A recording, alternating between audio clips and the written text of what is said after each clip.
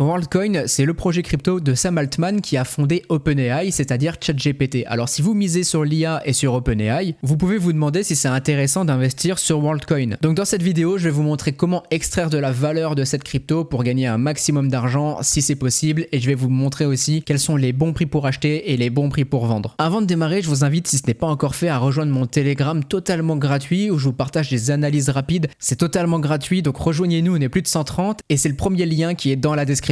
Revenons-en maintenant à WorldCoin, qu'on va appeler WLD parce que c'est beaucoup plus simple à prononcer. Actuellement, on a repris une trend haussière dessus. Comment on voit ça? Tout simplement parce qu'on est en train de repasser au-dessus des moyennes mobiles. Vous le voyez ici, ça faisait des mois, grosso modo, depuis mars 2024, qu'on était en train d'échouer à chaque fois sous ces moyennes mobiles. On continue la tendance baissière. Là, on repasse au-dessus, ce qui est plutôt positif. Néanmoins, on est toujours dans un range. On est bloqué entre une grosse résistance et un gros support que je vais vous montrer. Le gros support, c'est celui qu'on a juste ici, aux environs des 4,50$, 4,55$ grosso modo. On le voit très bien, ici on avait eu une première résistance en décembre 2023 et là vous le voyez, à chaque fois on a fait support ici pendant plusieurs jours. On a retenté, on est revenu et à nouveau ça a été maintenu. Donc il y a une réelle volonté du marché ici de maintenir WLD sur ses prix et de ne pas aller plus bas. C'est très certainement des gros portefeuilles qui maintiennent le prix et qui ont vraiment de la force acheteuse à chaque fois qu'on revient ici. Donc ici clairement on peut partir du principe que justement si le prix revient à nouveau, il y a de fortes chances que ce soit à nouveau défendu et ça justement c'est le bas de notre range. Maintenant, où se situe le haut de notre range et où est-ce qu'on a une résistance? Et c'est juste ici, aux environs des 6$. Malgré le fait qu'on a repassé les moyennes mobiles et qu'on est en train de réentamer une trend de haussière, on a cette résistance à casser juste ici. Donc pour le moment, on peut avoir un prix qui va faire ping-pong entre les 4,50$ et les 6$, même si en termes de proba, on a plus tendance à vouloir passer justement à cette zone que de revenir ici. Maintenant, même si on a plus de probabilité d'aller à la hausse, tout n'est pas gagné. Vous devez garder en tête ce scénario baissier et c'est celui-ci. On pourrait avoir un prix qui passe cette résistance,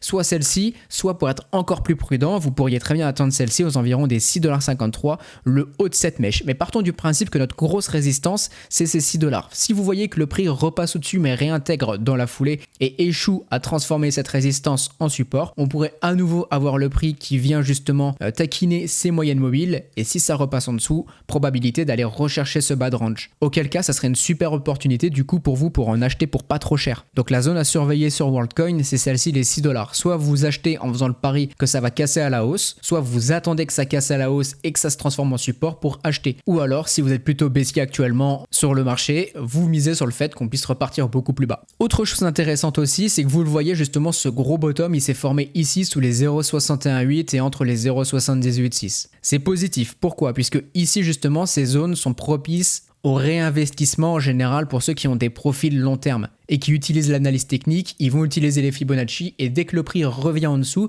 s'ils voient qu'on marque un bottom et qu'on reprend une structure haussière comme celle-ci en forme de W avec le premier creux et le deuxième creux et qu'on casse justement les résistances, pour eux c'est un signal d'achat. Si ça se trouve en dessous de ces 0,618, pour eux c'est tout bénef. Donc le fait d'avoir justement un support qui se marque ici, c'est plutôt un bon signal pour du long terme et en tant qu'investisseur, vous pouvez justement chercher ces zones pour acheter. Maintenant, imaginons que WLD pump et qu'on aille chercher justement un petit peu plus haut. Quelles sont les bonnes zones pour prendre du profit sur WLD? Vous avez ici cette zone aux environs des 7,40$. Ça se voit très bien, c'est là où on a échoué et on a échoué pile poil sur ces moyennes mobiles. Ici, si vous avez du WLD dans votre bag, ça vaut le coup de prendre soit un profit total si vous le souhaitez, soit de prendre au moins un profit partiel sur cette zone, puisqu'on pourrait très bien à nouveau se retourner ici. Ensuite, je ne l'ai pas noté sur le graphique, mais ici, regardez toutes ces clôtures qu'on a eues à chaque fois sur exactement le même prix. 7,90$. Là aussi, vous pourriez prendre des profits. C'est une zone qui a été extrêmement défendue, donc il y a de fortes chances ici qu'en termes d'analyse technique, il y ait des profits à prendre aux environs des 7,90$. Et sinon, les autres résistances, c'est celle-ci aux environs des 8,53$ et encore celle-ci, vous le voyez très bien avec cette mèche, aux alentours des 9,45$.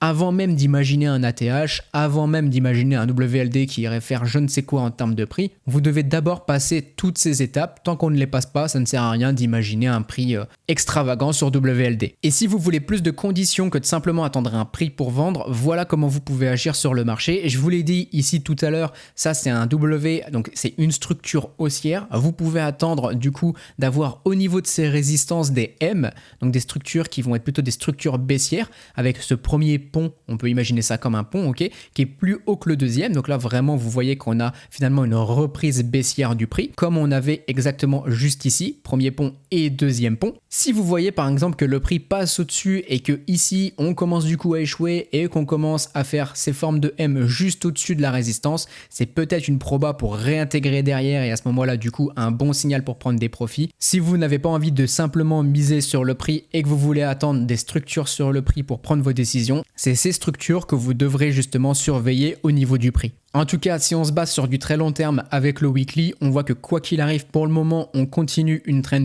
haussière. On voit ici qu'on a eu un W avec le deuxième creux ici.